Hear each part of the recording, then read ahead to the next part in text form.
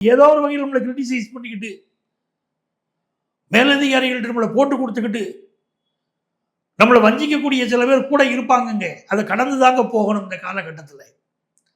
2ஆம் இடத்துல செவ்வாய் சனி உட்கார்ந்துருக்கிற போதுங்க வார்த்தைகள்ல கவனம் வேணுங்க.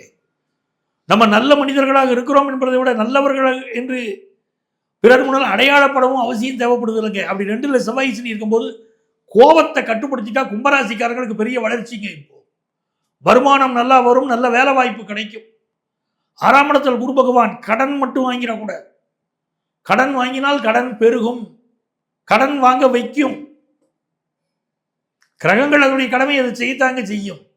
நம்ம சூதானமாக இருந்துக்கிடணும். கடன் வாங்கக்கூடாது. கும்பராசிக்காரங்க கடன் வாங்காமல் இருந்தால் ஜெயிச்சிருவீங்க. அதே மாதிரி 6ஆம் இடத்துல போய் குரு உட்கார்றாரு. இந்த சுகர் கம்பெனின்னு பலருக்கு அப்படி தலை தூக்க ஆரம்பிக்கும். அப்போ உடல் நலத்தை நம்ம பார்க்கத்தான் வேணும். நமக்கு என்ன யோகம் தெரியுங்களா? நம்முடைய யோகாதிபதி சுக்கிர பகவான். அந்த சுக்கிர பகவான் 3ஆம் இடத்துல 7ஆம் இடத்து அதிபதியோடு உட்கார்ந்தான். நம்ம குடும்பத்தில் சுபகாரிய பேச்சுவார்த்தைகள் நடக்க போதுங்க. மகளுக்கு மகனுக்கு திருமண செய்திகள் வரும். நம்ம வீட்டில் நமக்கே திருமணத்துக்கு வரன் பார்த்துக்கிட்டு இருந்தால் வரன் கைகூடி வருங்க. அப்படிப்பட்ட ஒரு நல்ல நேரங்க உங்களுக்கு. பயணங்கள் வெற்றி